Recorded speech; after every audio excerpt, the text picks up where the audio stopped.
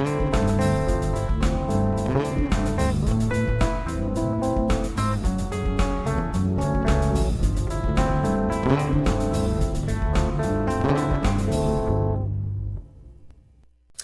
everybody, welcome to this week's podcast. Hello there.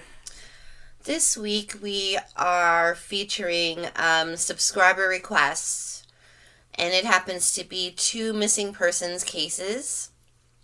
In this 2-part series, we will bring to light the disappearance of Cameron March and Michaela Bally. And for part 1, we are going to start with the disappearance of Cameron March. So Cameron March, case reference 2013000012 with the RCMP.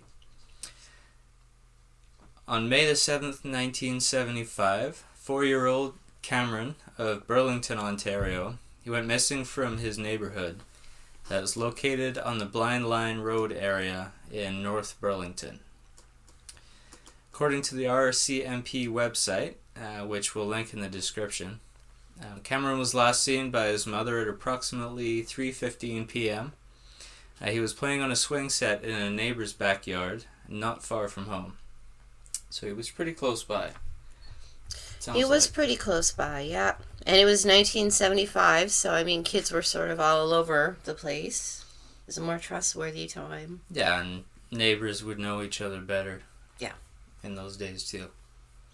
So Cameron followed the adult neighbor into their residence to ask if one of their children could come out to play. Their child was napping, so Cameron left their home and started making his way home. And as I'm sure you could understand, he didn't make it home that day. So at the time of his disappearance, he was wearing a white shirt with a green band around the neck, and it had monkeys on the front. He had rust brown corduroy pants, navy blue socks, and brown desert boots. So, a 2019 article on InsideHalton.com included an interview with Cameron's father, Jerry March. Jerry says that not a day goes by he doesn't think about his son, who disappeared almost 50 years ago. He remembers Cameron as a great little guy who had a love for sports. So Jerry March recalls the day he received the news about Cameron. He was setting up a show at the CNE grounds. In those days, there were no cell phones, of course, so Jerry found out the news when he got back to his office. All that he knew was that Cameron was missing. He drove back to Burlington from Mississauga immediately. Of course, he felt devastated upon returning home, and his wife, Barbara March, was just beside herself. So, extensive investigation and searches for Cameron went on for many, many days, and they had thousands of people to volunteer and help. Aerial and land search efforts cover the wooded, swampy areas bounded by Blind Line, Collin Road, Guelph Line, and Britannia Road. And I will get a picture of that, and I will put it up here for you. It's a very rural area, even to this day. A little later, the search was extended to the Lowville area and the Nelson sand and gravel pits. Ponds near the gravel pits were dragged and explored by divers.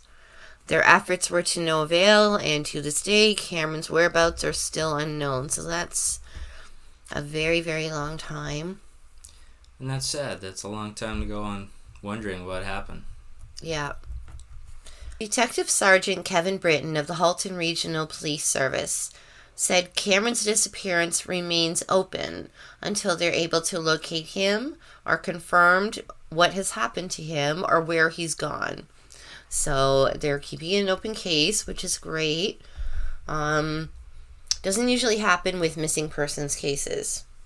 Usually after a while, they're just sort of like, okay, there's nothing and no clues, and it goes cold.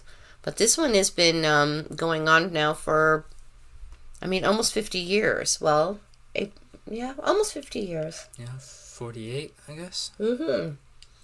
So it's definitely unique. Mm-hmm. In 1981, the March family decided to move from Burlington to Parry Sound. So that's quite a big move. Parry Sound is up in cottage country.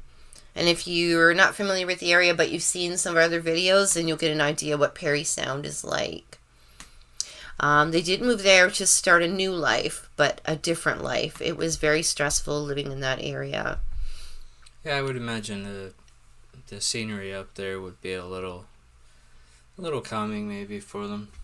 A little bit of, not comfort, but it's a peaceful environment up there. Well, not that where they live wasn't beautiful, because they are actually in quite the rural area of Burlington. But yeah, just I guess being around there and just people asking you about it, and yeah, you're sort of still living in it. Everyone's going to be looking at you with that veil of... Yeah, it's just what you're going to be known for. It's going to be awkward, like I could only imagine. So they moved away in 1981. So I located an obituary for Barbara March, Cameron's mom, only because so many years had gone by, and I figured, they were both going to be in their 70s at least now, the parents. So she did pass away on March 18th, 2019. She was 73 years old, and she passed away of cancer at the West Perry Sound Health Center. So that's sad that she never got her conclusion about her son. She and Jerry were married for 53 years, too. So even through that struggle, they stayed together, because that could have been something that tore them apart, Yeah. I didn't find an obituary for Jerry March. So as of today, he would be approaching 80 years old, I'm pretty sure. But it seems like he is still around. Cameron would be 51 years old this year. And there's a possibility that he is still alive, and he has his own family. So did he grow up, and did he do the thing, have his own family and career, or, But I don't know how that would happen, though. Like, if he disappeared at 4, he would want to be back with his parents. Like, that's too young an age to think to yourself, I need to go off and start a new life. No, I mean, it didn't necessarily have to happen that way, where he was 4 years old and he's like, okay, it's my time to... He might have been kidnapped. Somebody may have found him and kept him to raise him. I mean, if he did, or if he is still around, it's hard to say what direction his childhood and his younger days, would have went to. I don't know. But he might have... It's a possibility, I guess. Yeah, as he aged. I mean, 4, that's pretty young. I don't know if he would have started really knowing too much about his area. Like, yes, he would definitely miss his parents, but he probably wouldn't know. Maybe he wouldn't know what town he lived in. Like, maybe he wouldn't know his parents' names. He'd just think mom and dad, or... It doesn't matter. I mean, if somebody was going to pick him up and they really wanted him, it wouldn't matter. He was 4 years old, so he was still young enough to mold, I guess. And he could be out there right now, an adult, out in the community. So he might very well still be alive. It would be odd. It would be hard to fill in the gaps, but that's always a possibility. Yeah. There's always a possibility that he may have passed away already, so maybe he did live on. But I mean, being almost 51 years old, I guess things could happen with his health, so maybe he did live on, but he's no longer with us. Was he accidentally hit by a car and the crime was hidden? So this was something that I thought about, because I had found a few other cases like this, where someone had ran over a child or hit a child and killed them and ended up disposing of the body somewhere, or, didn't say anything to anyone. So I wondered if that could have possibly been the case here, because it was a rural area. It wasn't like it was a neighborhood. Like, the neighbors were, they had fields between them. Yeah, they would have been quite a distance. Yeah, so I thought, what about if he ran out in the road and got hit and the people freaked and we have to get rid of it, Could have, well, I don't want to sound flippant, but he could have, if that happened, they could have thrown him in the trunk driven off to another town, or Yeah. because Yeah. if they've dragged ponds and lakes, you'd think they would have found something, especially if there was divers too. Yeah, he was nowhere nearby. Nowhere at all. Hmm. That was 1975. They didn't have the sort of technology that we have now. They're sort of just relying on skill, especially when they were diving and they were dragging. You never know now. Maybe because we have such technology that will penetrate the earth or go so far down in the water. Like, you never know. Like, maybe there is a body somewhere, but it took technology to find it. I just saw something today on online about it was a cold case. It's been cold for a long time, and with I think modern techniques, they just identified the body from this cold case after, I don't know, if somewhere between 30 or 50 years, something like that. Oh, yeah. Expect more of that. Yeah. Definitely. Did the neighbor have something to do with it? There weren't any details that I could find about the neighbor in question. Actually, the neighbor wasn't even named at all in all of these years. So that was a neighbor that he was in the backyard, and then he went into their house to see if his buddy could come out and play. And apparently he was leaving. He was going from that neighbor's house to his home to go back home. Which can't have been that far, because if his mom last saw him playing on the swings there, then she could see him from the house, I guess. If he went over by himself. It was still sort of out there. And he had quite a ways actually to get home. But like I said, it was 1975, so it wasn't, it wasn't really, you didn't really worry about it. Yeah. But he was, let's say, down the street quite a bit. He did have a bit of a walk before he hit home, so like anything could have happened in that time. Yeah, somewhere in between. Any number of things could have happened to him. So he could have been kidnapped. It would have had to happen fast. And again, he was last seen approaching his home, so he was heading home. So it would have had to happen, bam, between the neighbor's home and his home. That's why a lot of people really thought that the neighbor had something to do with it, because in order for him to, just somebody to come along and scoop him up, it would have had to be so fast. It would have had to been perfect timing almost. Yeah. Well, and even if in the unfortunate event he might have been struck by a vehicle, they wouldn't be able to hide the evidence really quick. Somebody would have heard it. It would have been a thud. I'm sure there would have been a scream. That's the thing. Yeah, because he would have been hit between the homes. Yeah. So unless somebody, maybe coerced him to come into the car with them, which was definitely a thing back then, the creepy guy with the white van sort of picking on, I have candy, you want to come in? Or I know your parents. Like, that was happening a lot back then too, so that's always possible. But then again, it would have had to happen very fast. But then again, those kind of people know what they're doing, so... Yeah, they would want to do it fast. Yeah. And, they probably wouldn't know that their home was right there, too.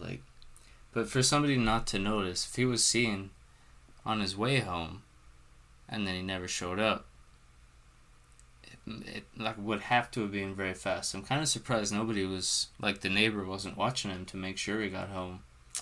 That's the thing, was it somebody who already knew him? Or was it a stranger? Was it somebody who knew that's where his house was? I'm still a little bit weirded out about this neighbor, because I feel like that was the last people to see him, was that neighbor. Although, why would they do anything? But we don't know anything about the neighbors. Yeah. To me, that seems the only reasonable, but who knows? He may have been murdered elsewhere or body taken elsewhere. So they did check the area. They did an extended search of the area. Still nothing. But who knows? They could have driven for miles with him. A lot of sick people out there, right? In the area, there's a lot of big fields, a lot of trees, like tree-lined properties. More like concession roads. The homes are spread apart a fair distance. And again, I will, if I find any other photos of the area, I'll put them up here for you to see. You can see that if it were these days, we would not let our 4-year-old obviously walk that distance between homes. But that was 1975 again, so different world back then. Did he wander off into the wilderness for some reason? Something could have happened to him there. Did he get scared by a person or something he saw, so he ran off and... Or chasing an animal, maybe? If he saw a squirrel or a butterfly or something. Who knows? Who knows? I mean, there's so many possibilities. There's just, like, not a lead whatsoever. Very unfortunate. So I'm going to put some contact information because this is still an open case. And thank you so much to the subscriber that recommended this case. This was all the information that we could find about it. But if something sounds familiar here, if you're in that area and you saw something yeah, strange. they still want to really solve this case. Poor Mrs. Marsh never got to learn what happened to her son either way. And I think the family just wants closure.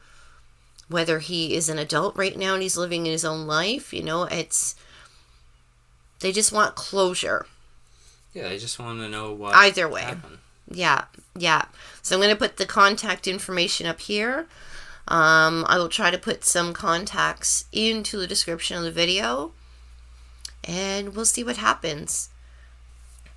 So that is the end of part 1. Now we are going to release a part 2, another subscriber request, and very mysterious disappearance, and that is of Michaela Bally. So we're going to touch on that in the next podcast. I just wanted to remind everyone to mark it down in your calendars. If you're not doing anything for New Year's Eve, we are spending another night at the Beck House. And this time we are going to be in the haunted room. So the room that we had wasn't the actual haunted room, although things happen there. It is the one that we were staying at on New Year's Eve that is considered the very haunted room. So I guess we ain't seen nothing yet. So if you're not doing anything, tune in on New Year's Eve. We're probably going to go live on Facebook, possibly on YouTube, most likely on Facebook, and then we'll create a video about it after. But anyhow, stay tuned for part 2 of Subscriber's Choice of our Canadian True Crime podcast, and we'll see you in the next video. Bye, guys. Bye.